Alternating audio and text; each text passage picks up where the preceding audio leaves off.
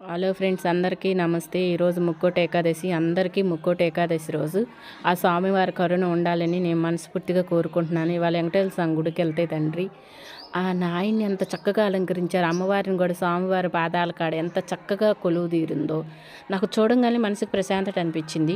అలాగే బాబా గుడికి కూడా వెళ్ళాను. అక్కడేనండి బాబా గుడి, వెంకటేశ్వర స్వామి రెండు కలిసే ఉంటాయి. మనం విడివిడిగా వెళ్ళాల్సిన అవసరం లేదు. నాయన్ని కూడా బాబాని కూడా దర్శించుకున్నాను. ఆయన కాళ్ళ మీద పడి అయ్యో నా కష్టాలు చెప్పుకున్నాను. నాయన తండ్రి కాపాడు నాయన, ఏ కష్టాలు లేకుండా మమ్మల్ని కాపాడు తండ్రి అని కోరుకున్నాను.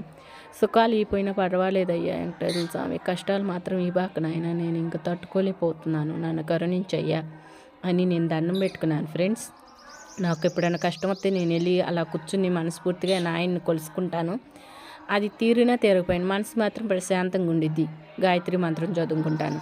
ఓం భూర్భువస్వః తచ్చవితుర్వరేణ్యం భర్గో దేవస్య ధీమహి ధియో యో నం ప్రచోదయాత్. తండ్రి, తప్పులుంటే క్షమించి కరుణించయ్యా.